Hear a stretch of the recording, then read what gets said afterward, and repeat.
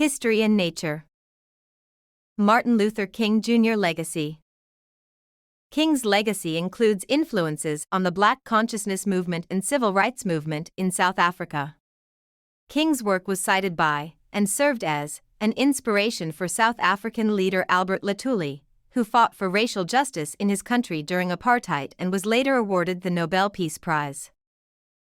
United Kingdom. See also, Northern Ireland Civil Rights Movement. King influenced Irish politician and activist John Hume. Hume, the former leader of the Social Democratic and Labour Party, cited King's legacy as quintessential to the Northern Ireland Civil Rights Movement and the signing of the Good Friday Agreement, calling him one of my great heroes of the century.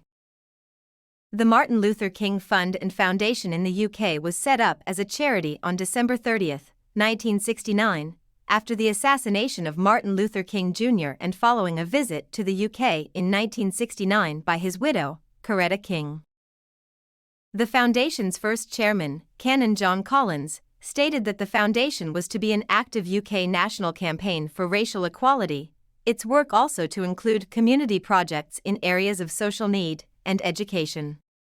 International Personnel, IP, an employment agency, was formed in 1970 out of the foundation's base in Balham, in London's Inner Ring South, to find employment for professionally qualified Black people. In its first year, the agency placed 10% of its applicants in jobs equal to their ability. The Balham training scheme operated an evening school at the premises in South London and had a director, coordinator, and 5 lecturers in typing, shorthand, English, and maths.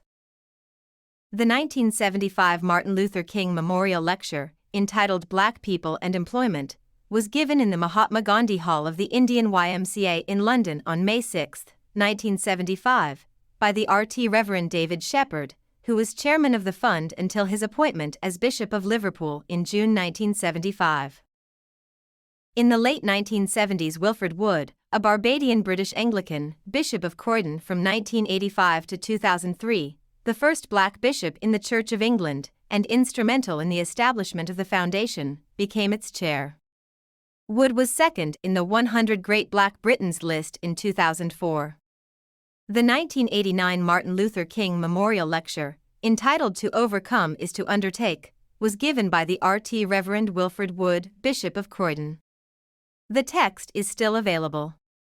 The foundation was removed from the Charity Commission list on November 18, 1996, as it had ceased to exist. In the United Kingdom today, the Northumbria and Newcastle University's Martin Luther King Peace Committee still exists to honor King's legacy, as represented by his final visit to the UK to receive an honorary degree from Newcastle University in 1967. The Peace Committee operates out of the chaplaincies of the city's 2 universities, Northumbria and Newcastle, both of which remain centers for the study of Martin Luther King and the U.S. Civil Rights Movement. Inspired by King's vision, it undertakes a range of activities across the UK as it seeks to build cultures of peace. In 2017, Newcastle University unveiled a bronze statue of King to celebrate the 50th anniversary of his honorary doctorate ceremony. The Students' Union also voted to rename their bar Luther's. United States. King has become a national icon in the history of American liberalism and American progressivism. His main legacy was to secure progress on civil rights in the U.S.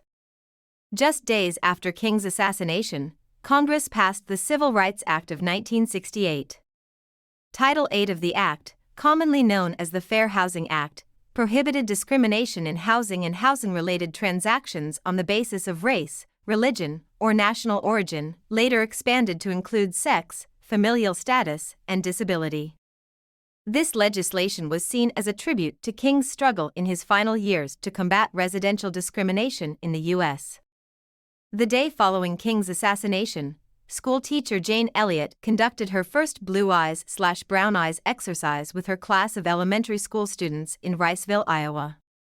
Her purpose was to help them understand King's death as it related to racism, something they little understood as they lived in a predominantly white community. King's wife Coretta Scott King followed in her husband's footsteps and was active in matters of social justice and civil rights until her death in 2006. The same year that Martin Luther King was assassinated, she established the King Center in Atlanta, Georgia, dedicated to preserving his legacy and the work of championing nonviolent conflict resolution and tolerance worldwide. Their son, Dexter King, serves as the center's chairman. Daughter Yolanda King, who died in 2007, was a motivational speaker, author, and founder of Higher Ground Productions, an organization specializing in diversity training. Even within the King family, members disagree about his religious and political views about gay, lesbian, bisexual, and transgender people. King's widow Coretta publicly said that she believed her husband would have supported gay rights. However, his youngest child, Bernice King, has said publicly that he would have been opposed to gay marriage. On February 4, 1968, at the Ebenezer Baptist Church, in speaking about how he wished to be remembered after his death, King stated, "I'd like somebody to mention that day that Martin Luther King Jr. tried to give his life serving others. I'd like for somebody to say that day that Martin Luther King Jr. tried to love somebody. I want you to say that day that I tried to be right on the war question. I want you to be able to say that day that I did try to feed the hungry. I want you to be able to say that day that I did try in my life to clothe those who were naked. I want you to say on that day that I did try in my life to visit those who were in prison. And I want you to say that I tried to love and serve humanity. Yes, if you want to say that I was a drum major. Say that I was a drum major for justice. Say that I was a drum major for peace. I was a drum major for righteousness. And all of the other shallow things will not matter. I won't have any money to leave behind. I won't have the fine and luxurious things of life to leave behind. But I just want to leave a committed life behind." Martin Luther King Jr. Day. Beginning in 1971, cities such as St. Louis, Missouri, and states established annual holidays to honor King. At the White House Rose Garden on November 2, 1983, President Ronald Reagan signed a bill creating a federal holiday to honor King. Observed for the first time on January 20, 1986, it is called Martin Luther King Jr. Day. Following President George H.W. Bush's 1992 proclamation, the holiday is observed on the third Monday of January each year, near the time of King's birthday. On January 17, 2000, for the first time, Martin Luther King Jr. Day was officially observed in all 50 U.S. states. Arizona, 1992, New Hampshire, 1999, and Utah, 2000, were the last 3 states to recognize the holiday. Utah previously celebrated the holiday at the same time but under the name Human Rights Day. Veneration. Martin Luther King of Georgia, pastor and martyr, honored in Holy Christian Orthodox Church, Episcopal Church, United States, Evangelical Lutheran Church in America, canonized September 9, 2016, the Christian Cathedral by Timothy Paul Bayman. Feast April 4, January 15, Episcopalian and Lutheran. King was canonized by Archbishop Timothy Paul of the Holy Christian Orthodox Church, not to be confused with the Eastern Orthodox Church, on September 9, 2016, at the Christian Cathedral in Springfield, Massachusetts. His feast day was set as April 4, the date of his assassination. King is also honored with a lesser feast on the liturgical calendar of the Episcopal Church on April 4 or January 15, the anniversary of his birth. The Evangelical Lutheran Church in America commemorates King liturgically on January 15. Ideas, influences, and political stances. Christianity. As a Christian minister, King's main influence was Jesus Christ and the Christian Gospels, which he would almost always quote in his religious meetings, speeches at church, and in public discourses. King's faith was strongly based in Jesus' commandment of loving your neighbor as yourself, loving God above all, and loving your enemies, praying for them and blessing them. His nonviolent thought was also based in the injunction to turn the other cheek in the Sermon on the Mount, and Jesus' teaching of putting the sword back into its place, Matthew 26 verse 52. In his famous letter from Birmingham jail, King urged action consistent with what he describes as Jesus' extremist love, and also quoted numerous other Christian pacifist authors, which was very usual for him. In another sermon, he stated, "Before I was a civil rights leader, I was a preacher of the gospel. This was my first calling and it still remains my greatest commitment. You know, actually all that I do in civil rights I do because I consider it a part of my ministry. I have no other ambitions in life but to achieve excellence in the Christian ministry. I don't plan to run for any political office. I don't plan to do anything but remain a preacher. And what I'm doing in this struggle, along with many others, grows out of my feeling that the preacher must be concerned about the whole man." King's private writings show that he rejected biblical literalism. He described the Bible as mythological, doubted that Jesus was born of a virgin, suggested he may not have been bodily resurrected, and did not believe that the story of Jonah and the whale was true.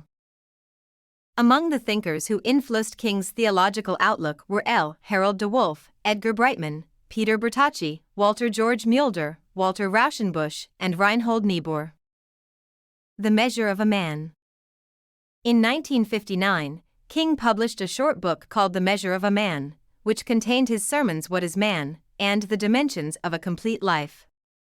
The sermons argued for man's need for God's love and criticized the racial injustices of Western civilization. Nonviolence. Veteran African-American civil rights activist Bayard Rustin was King's first regular advisor on nonviolence. King was also advised by the white activists Harris Wofford and Glenn Smiley. Rustin and Smiley came from the Christian pacifist tradition, and Wofford and Rustin both studied Mahatma Gandhi's teachings. Rustin had applied nonviolence with the Journey of Reconciliation campaign in the 1940s, and Wofford had been promoting Gundaism to Southern blacks since the early 1950s. King had initially known little about Gandhi and rarely used the term nonviolence during his early years of activism in the early 1950s. King initially believed in and practiced self-defense, even obtaining guns in his household as a means of defense against possible attackers. The pacifists guided King by showing him the alternative of nonviolent resistance, arguing that this would be a better means to accomplish his goals of civil rights than self-defense. King then vowed to no longer personally use arms. In the aftermath of the boycott, King wrote Stride Toward Freedom, which included the chapter Pilgrimage to Nonviolence. King outlined his understanding of nonviolence, which seeks to win an opponent to friendship, rather than to humiliate or defeat him. The chapter draws from an address by Wofford, with Rustin and Stanley Levison also providing guidance and ghostwriting. King was inspired by Gandhi and his success with nonviolent activism, and as a theology student, King described Gandhi as being one of the individuals who greatly reveal the working of the Spirit of God. King had for a long time wanted to take a trip to India. With assistance from Harris Wofford, the American Friends Service Committee, and other supporters, he was able to fund the journey in April 1959. The trip to India affected King, deepening his understanding of nonviolent resistance and his commitment to America's struggle for civil rights. In a radio address made during his final evening in India, King reflected, "Since being in India, I am more convinced than ever before that the method of nonviolent resistance is the most potent weapon available to oppressed people in their struggle for justice and human dignity." King's admiration of Gandhi's nonviolence did not diminish in later years. He went so far as to hold up his example when receiving the Nobel Peace Prize in 1964, hailing the successful precedent of using nonviolence in a magnificent way by Mohandas K. Gandhi to challenge the might of the British Empire. He struggled only with the weapons of truth, soul force, non-injury, and courage. Another influence for King's nonviolent method was Henry David Thoreau's essay on civil disobedience and its theme of refusing to cooperate with an evil system. He also was greatly influenced by the works of Protestant theologians Reinhold Niebuhr and Paul Tillich, and said that Walter Rauschenbusch's Christianity and the Social Crisis left an indelible imprint on his thinking by giving him a theological grounding for his social concerns. King was moved by Rauschenbusch's vision of Christians spreading social unrest in perpetual but friendly conflict with the state, simultaneously critiquing it and calling it to act as an instrument of justice. However, he was apparently unaware of the American tradition of Christian pacifism exemplified by Adin Ballou and William Lloyd Garrison. King frequently referred to Jesus' Sermon on the Mount as central for his work. King also sometimes used the concept of agape, brotherly Christian love.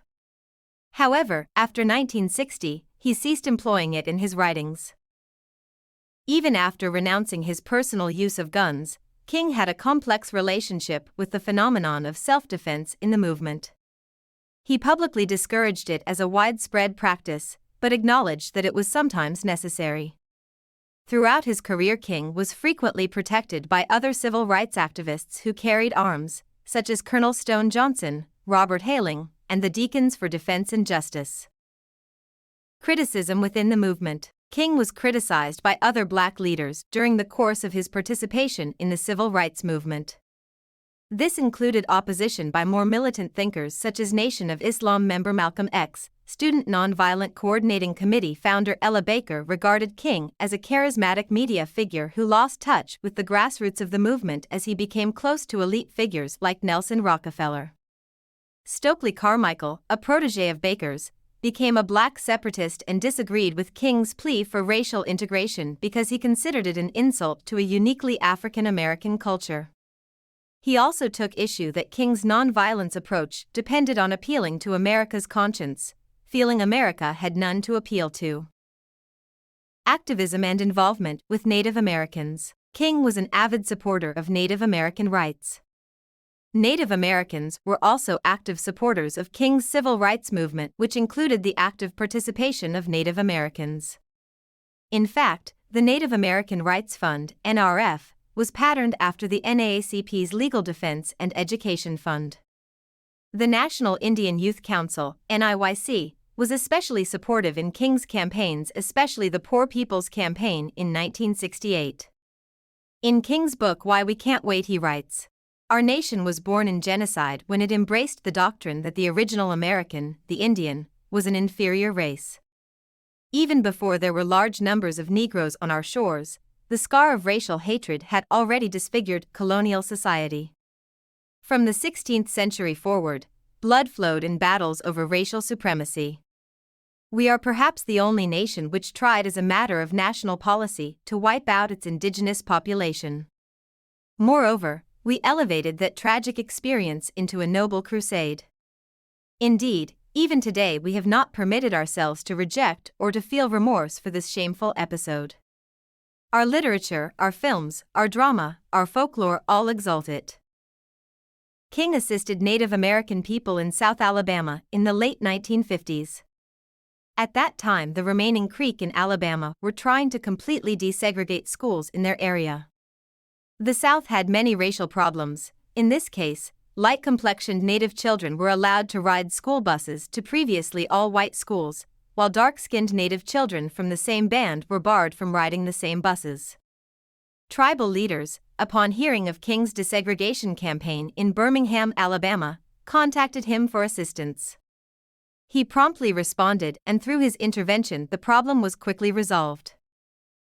In September 1959, King flew from Los Angeles, California, to Tucson, Arizona. After giving a speech at the University of Arizona on the ideals of using nonviolent methods in creating social change, he put into words his belief that one must not use force in this struggle but match the violence of his opponents with his suffering. King then went to Southside Presbyterian, a predominantly Native American church, and was fascinated by their photos. On the spur of the moment, King wanted to go to an Indian reservation to meet the people, so Casper Glenn took King to the Papago Indian Reservation. At the reservation, King met with all the tribal leaders, and others on the reservation then ate with them. King then visited another Presbyterian church near the reservation, and preached there, attracting a Native American crowd. He later returned to Old Pueblo in March 1962, where he preached again to a Native American congregation, and then went on to give another speech at the University of Arizona. King would continue to attract the attention of Native Americans throughout the civil rights movement. During the 1963 March on Washington, there was a sizable Native American contingent, including many from South Dakota and many from the Navajo Nation. Native Americans were also active participants in the Poor People's Campaign in 1968. King was a major inspiration, along with the civil rights movement, of the Native American rights movement of the 1960s and many of its leaders. John Echo Hawk, a member of the Pawnee tribe who was the executive director and a founder of the Native American Rights Fund, stated, "Inspired by Dr. King, who was advancing the civil rights agenda of equality under the laws of this country, we thought that we could also use the laws to advance our Indianship, to live as tribes in our territories governed by our own laws under the principles of tribal sovereignty that had been with us ever since 1831. We believed that we could fight for a policy of self-determination that was consistent with U.S. law and that we could govern our own affairs, define our own ways and continue to survive in this society." Politics. As the leader of the SCLC, King maintained a policy of not publicly endorsing a U.S. political party or candidate. "I feel someone must remain in the position of non-alignment, so that he can look objectively at both parties and be the conscience of both, not the servant or master of either." In a 1958 interview, he expressed his view that neither party was perfect, saying, "I don't think the Republican Party is a party full of the Almighty God, nor is the Democratic Party. They both have weaknesses. And I'm not inextricably bound to either party." King did praise Democratic Senator Paul Douglas of Illinois as being the greatest of all senators because of his fierce advocacy for civil rights causes over the years. King critiqued both parties' performance on promoting racial equality. "Actually, the Negro has been betrayed by both the Republican and the Democratic Party. The Democrats have betrayed him by capitulating to the whims and caprices of the Southern Dixiecrats. The Republicans have betrayed him by capitulating to the blatant hypocrisy of reactionary right-wing Northern Republicans. And this coalition of Southern Dixiecrats and right-wing reactionary Northern Republicans defeats every bill and every move towards liberal legislation in the area of civil rights." Although King never publicly supported a political party or candidate for president, in a letter to a civil rights supporter in October 1956 he said that he had not decided whether he would vote for Democrat Adlai Stevenson II or Republican Dwight D. Eisenhower at the 1956 presidential election, but that, in the past, I always voted the Democratic ticket. In his autobiography, King says that in 1960 he privately voted for Democratic candidate John F. Kennedy. "I felt that Kennedy would make the best president. I never came out with an endorsement. My father did, but I never made one." King adds that he likely would have made an exception to his non-endorsement policy for a second Kennedy term, saying had President Kennedy lived, "I would probably have endorsed him in 1964. In 1964, King urged his supporters and all people of goodwill to vote against Republican Senator Barry Goldwater for president, saying that his election would be a tragedy, and certainly suicidal almost, for the nation and the world. King supported the ideals of democratic socialism, although he was reluctant to speak directly of this support due to the anti-communist sentiment being projected throughout the United States at the time, and the association of socialism with communism. King believed that capitalism could not adequately provide the necessities of many American people, particularly the African American community. King expressed that the evils of capitalism are as real as the evils of militarism and evils of racism. King was critical of American culture, saying when machines and computers, profit motives and property rights are considered more important than people, the giant triplets of racism, materialism and militarism are incapable of being conquered, and that America must undergo a radical revolution of values. King considered that in America the problem is that we all too often have socialism for the rich and rugged free enterprise capitalism for the poor.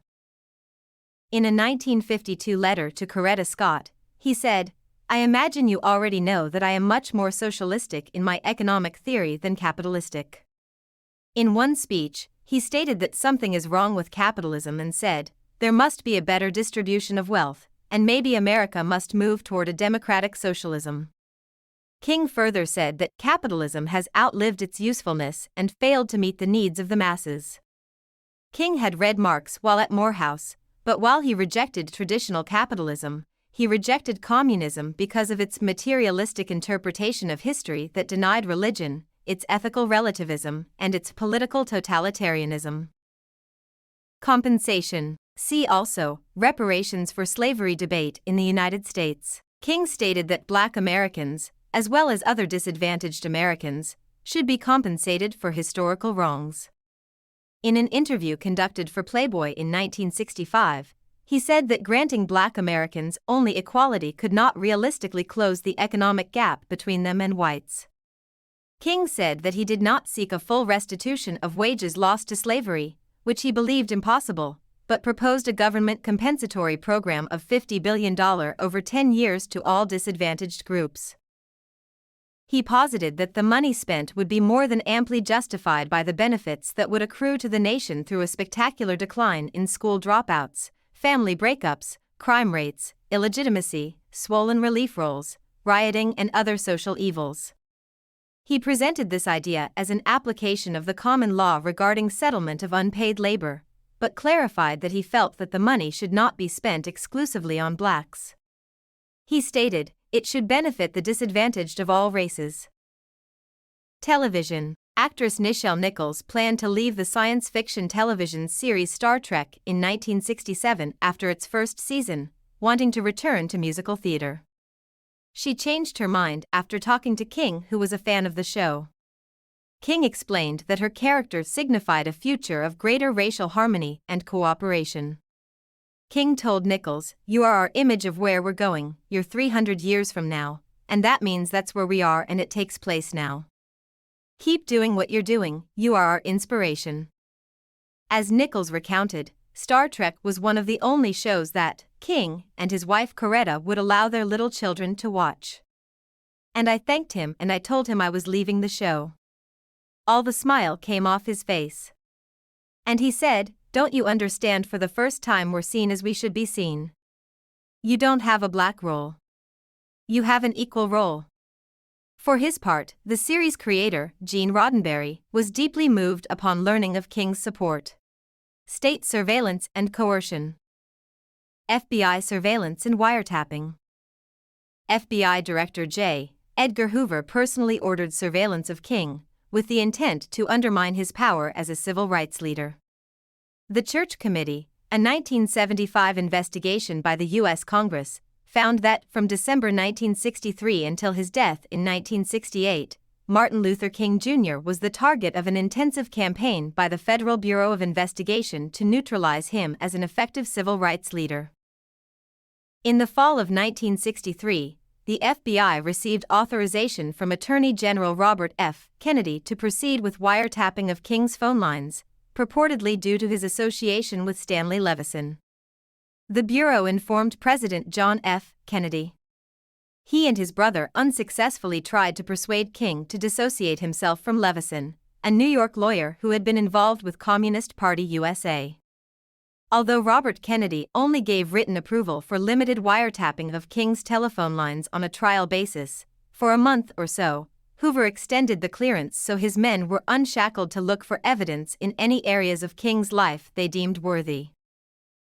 The Bureau placed wiretaps on the home and office phone lines of both Levison and King, and bugged King's rooms in hotels as he traveled across the country. In 1967, Hoover listed the SCLC as a black nationalist hate group, with the instructions, "No opportunity should be missed to exploit through counterintelligence techniques the organizational and personal conflicts of the leaderships of the groups, to ensure, the targeted group is disrupted, ridiculed, or discredited." NSA monitoring of King's communications. In a secret operation codenamed Minaret, the National Security Agency monitored the communications of leading Americans, including King, who were critical of the U.S. war in Vietnam. A review by the NSA itself concluded that Minaret was disreputable if not outright illegal. Allegations of communism. For years, Hoover had been suspicious of potential influence of communists in social movements such as labor unions and civil rights. Hoover directed the FBI to track King in 1957 and the SCLC when it was established. Due to the relationship between King and Stanley Levison, the FBI feared Levison was working as an agent of influence over King, in spite of its own reports in 1963 that Leveson had left the party and was no longer associated in business dealings with them. Another King lieutenant, Jack Odell, was also linked to the Communist Party by sworn testimony before the House Un-American Activities Committee, WAC. Despite the extensive surveillance conducted, by 1976 the FBI had acknowledged that it had not obtained any evidence that King himself or the SCLC were actually involved with any communist organizations. For his part, King adamantly denied having any connections to communism. In a 1965 Playboy interview, he stated that there are as many communists in this freedom movement as there are Eskimos in Florida. He argued that Hoover was following the path of appeasement of political powers in the South and that his concern for communist infiltration of the civil rights movement was meant to aid and abet the salacious claims of Southern racists and the extreme right-wing elements. Hoover did not believe King's pledge of innocence and replied by saying that King was the most notorious liar in the country.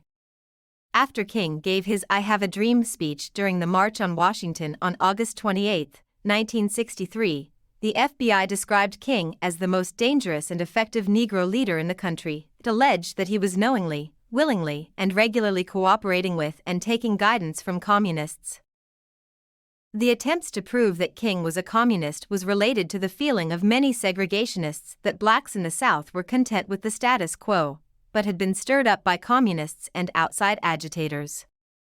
As context, the civil rights movement in 1950s and 60s arose from activism within the black community dating back to before World War I. King said that the Negro Revolution is a genuine revolution, born from the same womb that produces all massive social upheavals, the womb of intolerable conditions and unendurable situations.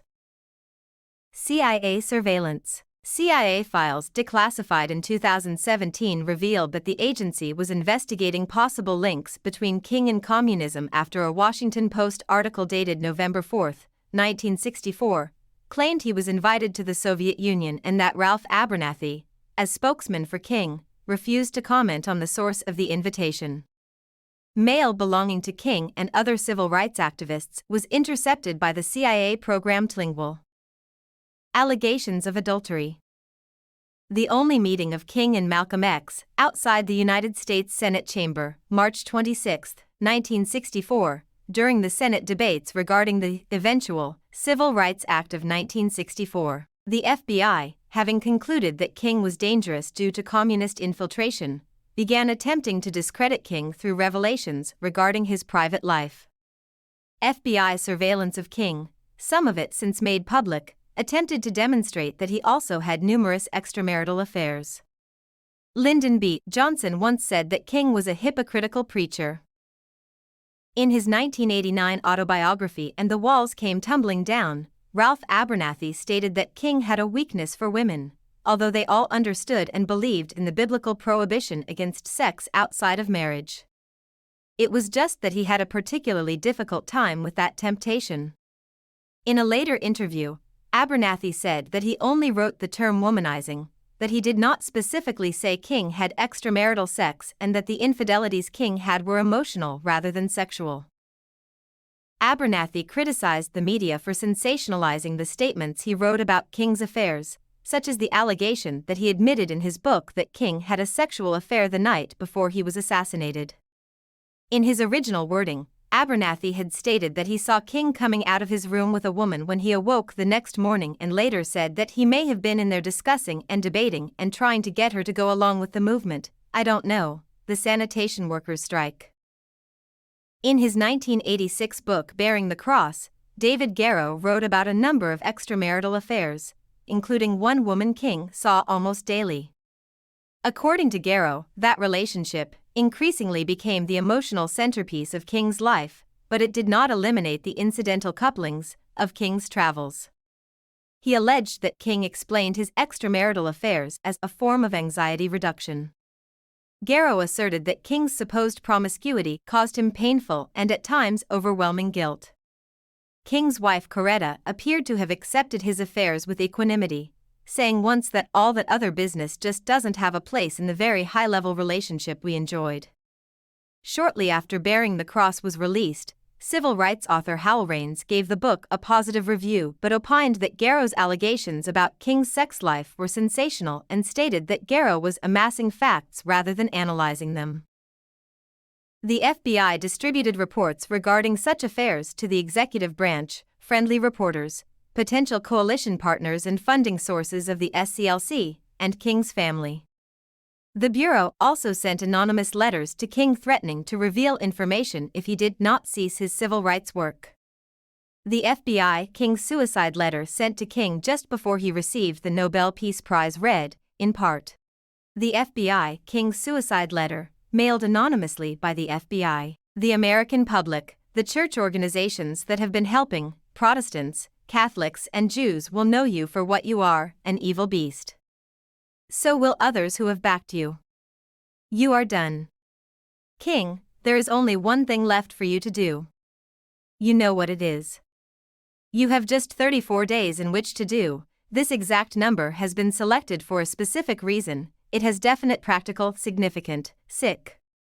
You are done. There is but one way out for you. You better take it before your filthy, fraudulent self is bared to the nation.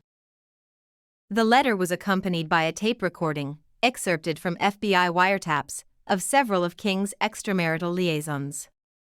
King interpreted this package as an attempt to drive him to suicide, although William Sullivan, head of the Domestic Intelligence Division at the time, argued that it may have only been intended to convince Dr. King to resign from the SCLC. King refused to give in to the FBI's threats.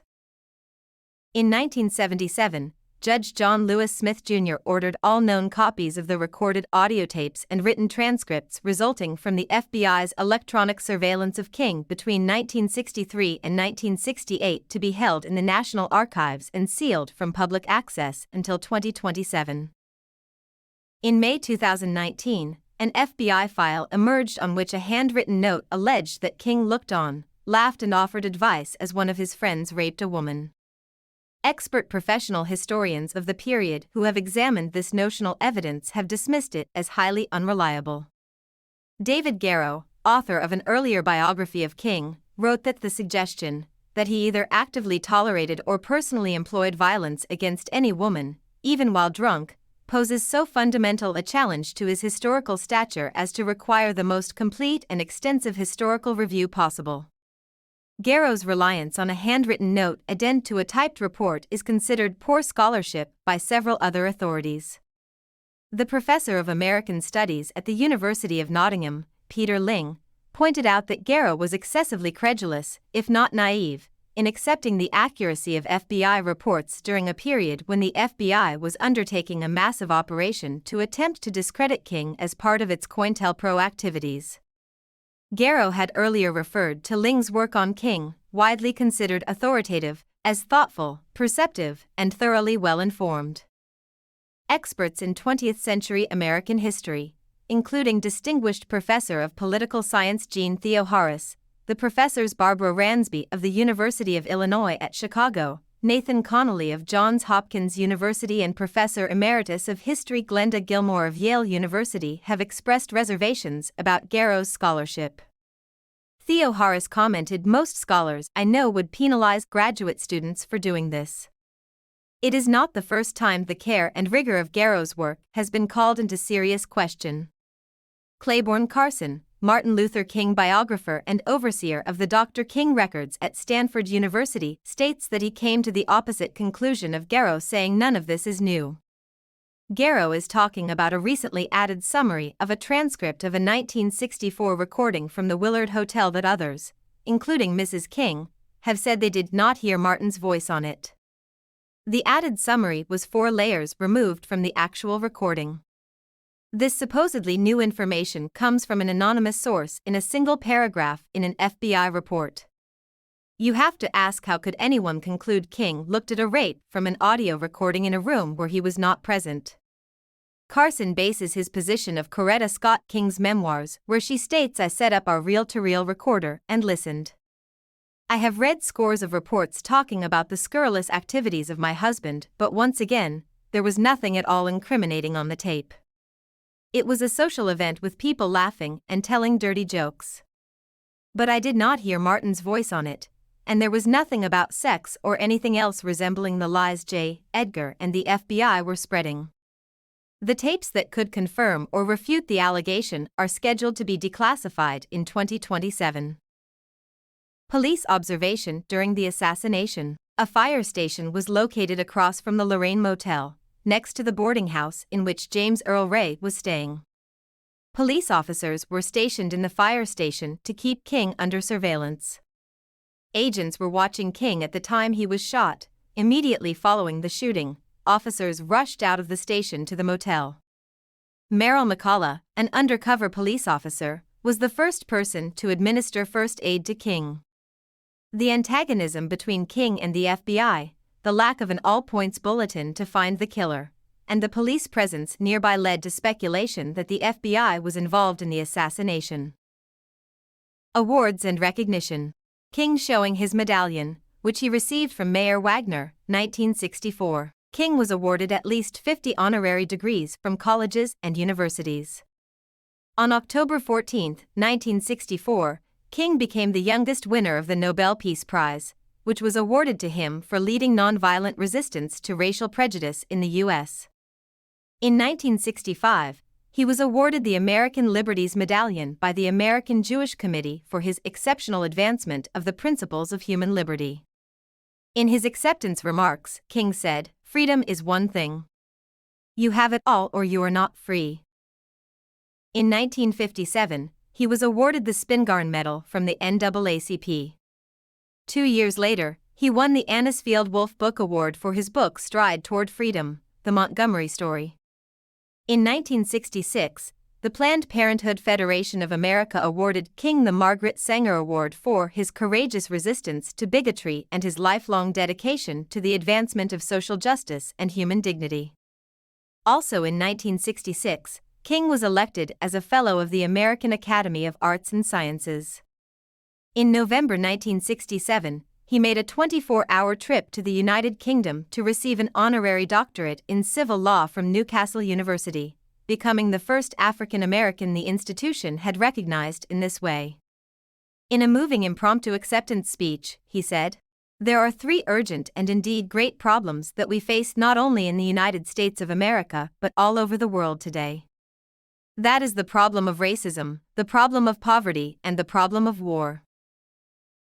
King after receiving his honorary doctorate from Newcastle University. In addition to his nominations for 3 Grammy Awards, King posthumously won for Best Spoken Word Recording in 1971 for Why I Oppose the War in Vietnam. In 1977, the Presidential Medal of Freedom was posthumously awarded to King by President Jimmy Carter. The citation read, "Martin Luther King Jr. was the conscience of his generation. He gazed upon the Great Wall of segregation and saw that the power of love could bring it down. From the pain and exhaustion of his fight to fulfill the promises of our founding fathers for our humblest citizens, he wrung his eloquent statement of his dream for America. He made our nation stronger because he made it better. His dream sustains us yet." King and his wife were also awarded the Congressional Gold Medal in 2004. King was second in Gallup's list of most widely admired people of the 20th century. In 1963, he was named Time Person of the Year, and, in 2000, he was voted 6th in an online Person of the Century poll by the same magazine. King placed 3rd in the Greatest American contest conducted by the Discovery Channel and AOL. $5 bill. On April 20, 2016, Treasury Secretary Jacob Lew announced that the $5, $10, and $20 bills would all undergo redesign prior to 2020. Lew said that while Lincoln would remain on the front of the $5 bill, the reverse would be redesigned to depict various historical events that had occurred at the Lincoln Memorial. Among the planned designs are images from King's I Have a Dream speech and the 1939 concert by opera singer Marian Anderson. Memorials. Main article, List of memorials to Martin Luther King Jr. Many memorial sites, buildings and sculptures have been created to honor Martin Luther King Jr., including the Martin Luther King Jr. Memorial Library in Washington, D.C., the Dr. Martin Luther King Jr. Library, located in downtown San Jose, California, and the Martin Luther King Jr. Memorial located in West Potomac Park next to the National Mall in Washington, D.C. Many other memorials have been made in the United States of America and in other countries to honor his legacy. My name is Arya. Please like, share, subscribe and hit that notification bell so you can be the first to be notified whenever we post. You won't regret it.